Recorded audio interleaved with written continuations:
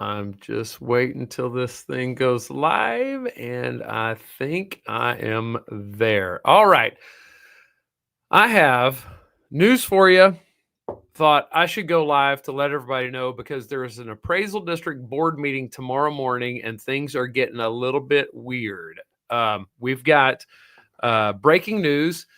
Alan Blaylock has stepped down from his position at the appraisal district, and so that leaves 3 vacant seats. We've got 2 up for election right now, and one that I want to tell you how things are going to work with that. But I also want to mention that I think local politics are playing a role in how everything is transpiring here. In fact, I mean, obviously it is because Alan Blaylock is now running for a House district seat. And so I think it's the honorable thing to do to step down from his position at the appraisal district. But I think there's more going on that is not meets the eye. I don't know how much I'm going to get into today. Probably not as much as I could, but there's a board meeting tomorrow morning. Things are going to happen at the board meeting. And so I thought I better just go live and let everybody know what's going on before like things pile up, and I'll have to catch everybody up to speed on, too many things. So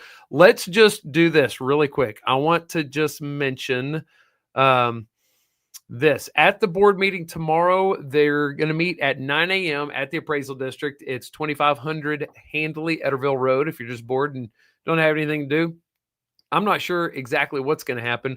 We've got an agenda, but I know that they're going to go into executive session, look at the results of the investigation that's been going on into the botched election, and they are going to come out of executive session. They could take action.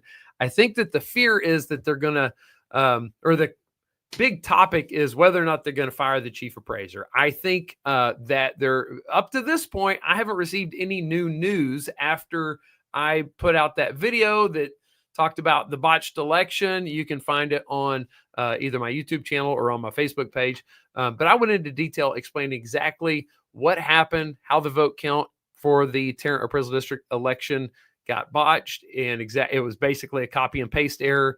And I talked a little bit about how they found out about it, how it became public. And to my knowledge, there hasn't really been any new news on that. And so it looks to me like it's just basically a typo that was inconsequential, wasn't any damage. It's concerning because it involves an election. And so the tax assessor, Rick Barnes, he hit it head on and was saying, hey, look, we're going to operate a little differently here. We're going to find out what's going on with the botched vote count. We're going to investigate it, and we're going to deal with it head on. And if we've got to fire somebody, we'll fire somebody. Well, it was a typo issue. And so I could talk a little bit more about that. Let's look for a second before we come back to the breaking news. I want to just talk first. I want to show you what I got here. If anybody's following this stuff, then you may find, oh my gosh, I thought maybe I was sharing my screen. I'm going to hold on here. Let's see here. I'm going to try and share my screen. This is technology I don't use very often, and I don't have just a real long time to do this. I just thought before I pick my daughter up, I better go ahead and let's see here. Better go ahead and share this. Oh my gosh. I tested it out, and let's see what happens. I'm just going to start clicking buttons, guys. That's the only way to do that. Oh, add to stage. There we go. Hey, look at that. All right. Tested it out, got it all ready, and I forgot that I had it ready. So here's the update on the election. You've got the members that are, or the candidates that have thrown their hat in the race here. You have Syed, Eric Crowell, Wendy Burgess, Mike Alfred. I put out in the video, I talked a lot about Wendy Burgess and just saying, hey, look, anybody but her. It looks to me like, if I had to guess, I would say probably Burgess and Crowell are going to be the front runners. And so if you just scroll down here, you can see all of the votes that they've received up to this point. A lot of votes are pretty small, except for this one is pretty big, City of Fort Worth. And then you've got Tarrant County, I believe, just voted today for Mike Alfred, so his numbers are going to jump up quite a bit. Right now, you've got Wendy Burgess in the lead, Eric Crowell is second, and then you've got Mike Alfred in third. And you can just, if you know some of these entities, you know their history, you know some of the relationships going on, you can kind of guess how these guys are going to vote. So anyway, here's the reason I'm going live. All of this stuff to me is really dramatic because it involves local politics. You've got the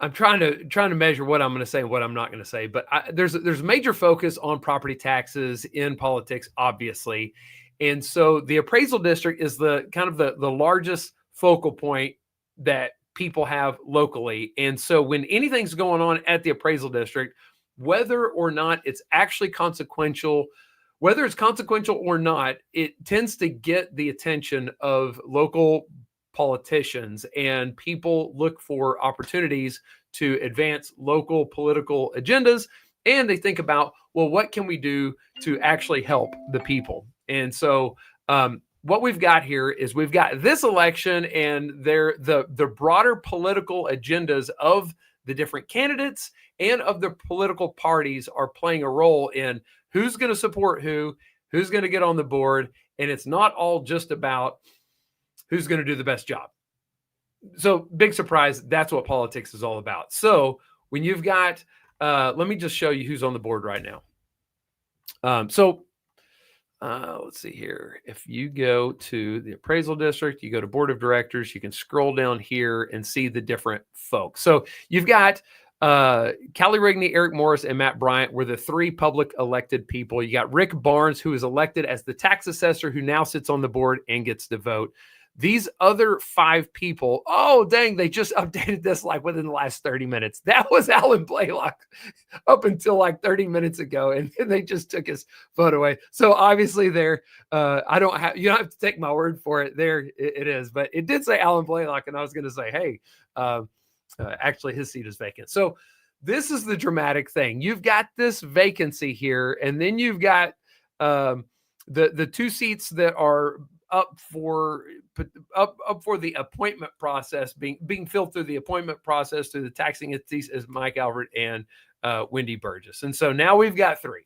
So the process to fill these two is completely different than the process to fill this one. And with Alan Blaylock stepping down to run for the House seat, then you've got weirdness going on. So he's doing the right thing by stepping away because he's not going to be able to focus on this. So I like that. The problem is, I think that some of the bigger implications about firing the chief appraiser potentially and what's going on with that are playing a role in the politics. And I think it's really unfortunate because it seems like there's been a typo issue and the guy's been through a whole lot. And instead of just thinking about, whether or not he's done a good job and the livelihood that he and his family have, and then whether or not the appraisal district would actually be served best by this guy, it's kind of like thinking about, well, how is this going to look for me politically? And it's not that you can't think about that. That's obviously part of the accountability structure inside politics. If there's been a major failure, then you have to account for that. But also we kind of depend on these guys to make decisions that are beyond just politics and looking at it with some wisdom to act with some temperance and say, hey, look, there's been an issue, but it was a typo. And let's look at the track record of how things have gone up to this point. And I could go over the list of different circumstances the chief appraiser has been involved in, and kind of it paints a picture for his track record. And by my assessment, the guy has not deserved to be fired up to this point. All right. So that's just my assessment. I just would hate for him to get wrapped up into all of this. I got to go here in just a second. I got to pick up my daughter from dance, but I just want to mention this. All right. So Alan Blaylock resigns. We got the vacant seat. The process to fill his seat. Here's it's kind of interesting. In fact, let's see here. I got a Chat GPT window. Let's see if it's going to tell me this. Okay. Here's what it's going to look like to fill that seat. So he resigned, I believe, yesterday. So there's going to be a chain of events that happen. Then there's a nomination period you and I don't get to participate in, but the taxing entities that nominated him, they're going to get to provide a list of nominees. And then by December 31st, which is within 5 days after that this period ends, then the chief appraiser must compile a list of all the nominees to be delivered to the board. Here's why this is interesting. You've got these two seats are going to be filled by somebody. Then this seat down here is going to be voted on after the entities nominated everybody. This seat right here is going to be voted on by the other board members. So the timing of this matters a whole lot. If they vote to fill this seat before this timeline, then you've got the current board member. But if they vote on that, if all this concludes before January 1st, then those current board members are going to be the ones placing the votes. If it drags on one extra day, then the brand new board members that are filling these two seats will be the ones voting for this guy. So it feels like there's some intentionality in the timing of all this to make sure that they're doing the process to vote for this guy before these people leave their seats. Okay. I think Mike Alfred is going to get voted off, and I think Eric Kreil will probably be voted on. And I don't think that Eric Kreil and Mike Alfred are going to vote the same way. So who they replace with this is going to matter. Who fills this seat is going to affect how they vote. It's going to affect who's in this seat. And then what that's going to do is that's going to change the entire balance of the board, because for every consequential decision that the board has, you've just got to look at this. You've got 1, 2, 3, 4, 5, 6, 7, 8, 9 people. You've got to get 5 votes for the majority, and that could alter who's on the majority. You'd have 1, 2, 3, 4, 5 voting one way, and then 1, 2, 3, 4 voting the other way. Okay, I hope that makes sense. This chair will determine how the appraisal district is run, and the timing of all this is going to matter. So anyway, it's at the end of the day, probably should have put a little bit more prep time into this. But I just thought, well, we've got the appraisal district board meeting tomorrow. There's a lot going on here. And if I don't say something now, I'm not going to say something until after the board meeting. And then I'll give you a little update to let you know how things have gone. But I just hope cooler heads prevail. I hope that the thing that helps us I hope that the way that decisions are made are based on purely, number one, like what's going to be best for the appraisal district, what's best for the citizens. And it's done in a way that is focused on the long term and not just what kind of short-term wins can we get. And it considers all consequences. So there you go. There have been a couple political meetings that have gone on behind the scenes by the top politicians in all of Tarrant County. And it's not who you would think. It's like people that you would not expect to be meeting in the same room. And I need to confirm that before I drop names, but it feels like some of this is being orchestrated. And I just hope that somebody who's filled the corrupt appraisal district chief appraiser, who we just booted out, I hope that guy isn't being used as a convenient pawn to kind of take the blame for anything that goes wrong, and he ends up losing his job, and then we end up backsliding. So I just thought, you know what? I'm just going to say some of this stuff out loud, because I want everybody to kind of have an idea of what I'm talking about, even though you might not understand it all, because I'm obviously being a little bit vague. But the meeting's going to happen tomorrow, and I'll give you an update to see what happens. Hopefully nothing happens, and we can get more information on the table. A thorough investigation will happen, hopefully. And if nothing beyond a typo has occurred and there aren't any consequences, hopefully Chief Appraiser gets to keep walking down his path.